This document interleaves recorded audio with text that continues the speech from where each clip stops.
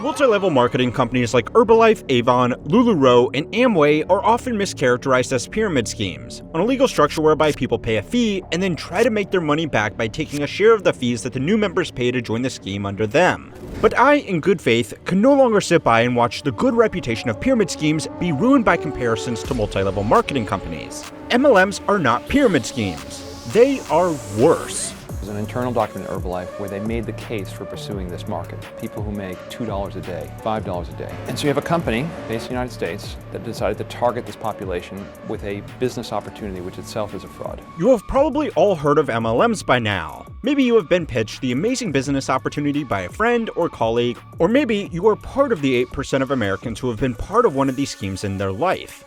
I ended up being in Amway Ltd for 2.5 years. And in that time, I only sponsored one person. I lost about $18,000 in the process of...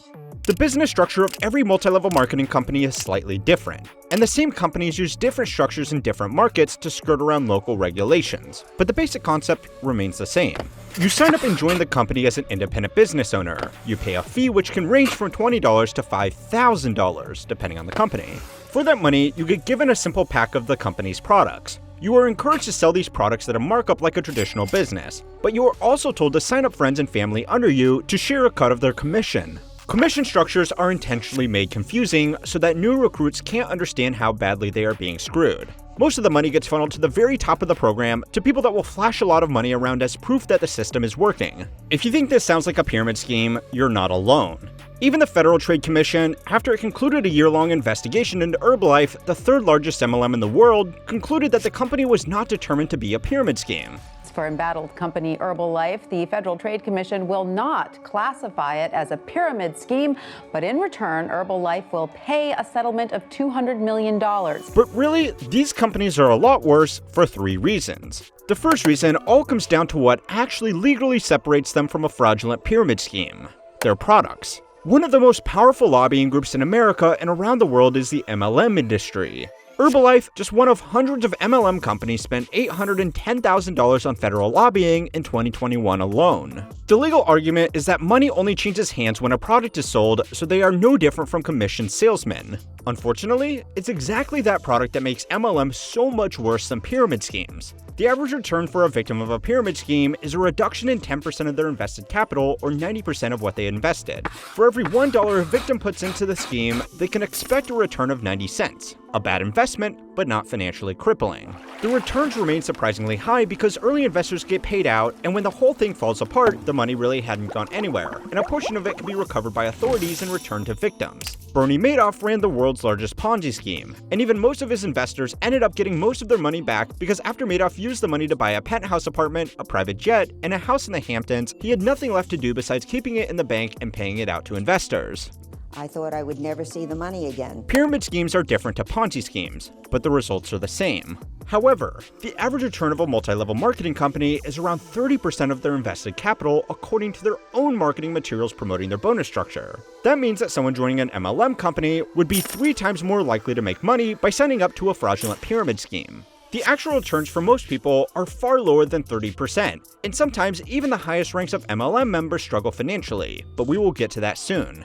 The reason the numbers are so bad is because of the product. For the people at the very top of the MLM to collect everybody's money legally, they need to move a lot of products. But the product has overhead that siphons money out of the scheme. Some money goes to manufacture and ship the products, and some money goes to the MLM company itself. MLM products are priced well above market competitors, even after the discount given to their members because the companies need to add the overhead to pay out bonuses. Product quality from these companies is also a common complaint amongst former members. The companies themselves use their members to promote their business. The main way that members sell the business to other would-be members is by promoting business opportunity as a way to make additional income or achieve financial freedom. Since the products are merely a side though to provide legal protection, there is a little pressure for the companies to make their products, good. Somehow, having returns 3 times worse than the most infamous corporate fraud in history is only reason 1. So it's time to learn how money works to find out why multi-level marketing companies are actually much worse than pyramid schemes. The second reason why MLMs are worse than pyramid schemes is because even the people at the very top of these companies don't make their fortunes from the business itself. The most effective marketing for these companies is the lavish lifestyle of their high-ranking members that will be splashed all over social media and shown off at the company-wide seminars. To further sell this image of financial freedom and a luxury lifestyle, the companies will award members with arbitrary ranks within the company. For Amway, it works. Kayuani and Usana, these ranks are named after precious gemstones, ruby, sapphire, emerald, and diamond. For Herbalife, the ranks are ironically named after executive positions in a normal company: supervisor, president, chief executive, and founder. High-ranking members will be awarded with additional bonuses and perks like free cars, expensive jewelry, and luxury vacations to exotic locations. They are obviously encouraged to show off these perks as further proof of their financial success. But even at the very top of a scheme, a lot of members struggle financially. All MLM companies operating in America are required to provide income disclosure statements that display the earnings of their members. Amway, the largest MLM company in the world, reports that the top 1% of their independent business owners make an average revenue of $87,422 and median revenue of $56,096. Those numbers are slightly above typical for an entry-level professional, but that is just revenue.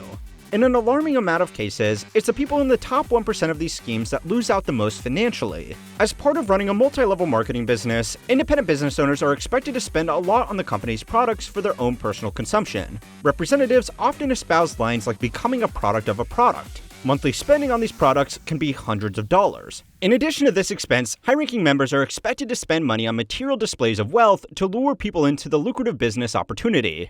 In order to maintain their artificial rank, members of MLMs are also required to maintain a level of business volume every month. Members are conditioned to covet these arbitrary ranks by the company and other members in the scheme. Motivated by the fear of losing their rank, members will make up the difference by personally purchasing extra products that they convince themselves they can sell later at a markup. You make a little, not much, not enough to pay the bills that are racking up. You make money from signing people up. This creates a problem so common that it has its own name: garage qualified, where high-level members qualify for their rank because of the boxes of product piling up in their garage. So people buy product more than they can sell. It sits in a garage. What happens? There's got to be an endpoint here at some point. When they run out of money, there's an end. The financial figures seen on the FTC disclosure statements are top-line revenue figures, and do not account for all additional expenses, which means even top members end up struggling financially. Back when Vice was good, they conducted a series of interviews with former top representatives from Ro, a multi-level marketing company that sold clothing and accessories. The women, who were all at one point in the top 1% of the company, were financially destitute after running up credit card debt to keep up appearances for people beneath them in the business. They, like Ro and Vice Media for that matter, are all now bankrupt. But maybe I'm not being totally fair here. There are a few people in these schemes that do make millions of dollars every year, not just in revenue, but in bottom line profit. The only problem for everybody else is that they don't make it by working the business. Roughly, the top 50 members from every company have all figured out one way to reliably make money in an MLM, and it is obviously at the expense of everyone else. You are not selling clothes. You are giving people freedom. You are giving people life. You are giving people hope. You are giving people confidence. I wasn't alone in receiving merchandise that I just was not able to sell to anyone because it was crap. A business that is full of people that want to get rich quick and look up to high-ranking members as role models and mentors is the perfect opportunity to sell overpriced books, seminars, and courses. Top members in MLMs will host conferences, where aspiring members can pay hundreds or even thousands of dollars to attend weekend events to listen to live speeches by top-ranking members. In addition to these events, members will be encouraged to buy books and CDs to share with other people they try to recruit. For the people at the top, it's a win-win, only it's them that's winning twice. They generate additional revenue with much higher margins by selling tickets to these events, and the whole thing is set up to make people more invested in the business opportunity that they sit at the top of. Unfortunately for everybody else in the scheme, the seminars, books, courses, CDs, and training sessions become yet another expense that reduces their already modest income. The third reason that multi-level marketing companies are worse than pyramid schemes is because they intentionally do much more than just financial damage. New recruits in multi-level marketing companies are told to leverage their existing contact network of friends and family members to find customers to sell product to or to sign up as members themselves underneath them.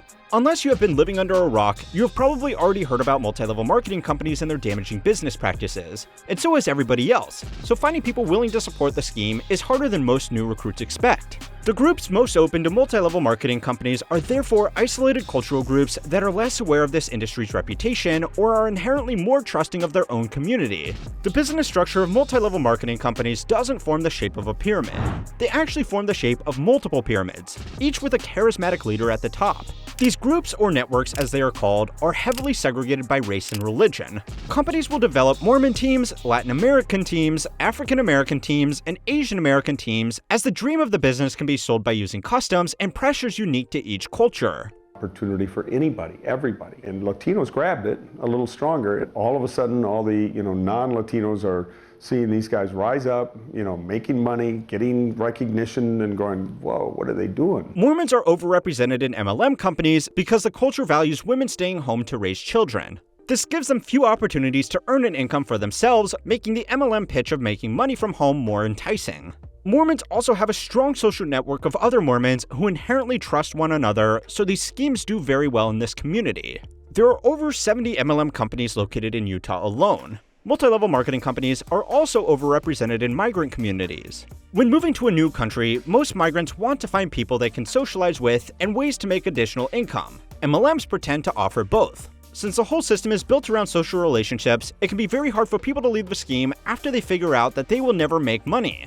Members are told to cut off communications with friends or family who don't join the business or buy their products, because they are a negative influence on their journey to become a successful entrepreneur. The actual reason high-ranking members encourage their new recruits to do this is because they know friends and family are the people most likely to talk them out of the business. And if they can cut them off from their normal social circles, they will become dependent on the business for something more important than even money: human connection. People heavily involved in these businesses struggle to maintain any friendships outside of their network. Combined with the social pressures from letting down members of their community, it makes leaving the business extremely difficult. Pyramid schemes do ruin people financially, but they don't ruin them as badly, and they don't ruin their relationships at the same time.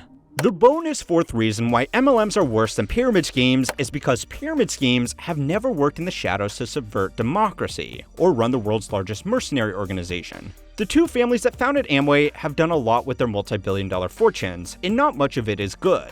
So go and watch my other video over on how history works to find out how two school friends started the world's largest MLM company, made friends with the presidents to keep it legal, and used their fortunes to fund some side projects somehow even more damaging than Amway itself. And if you want to watch these videos a day early and get daily articles that will never be made into videos on YouTube, then subscribe to the email newsletter Compounded Daily to keep on learning how money works.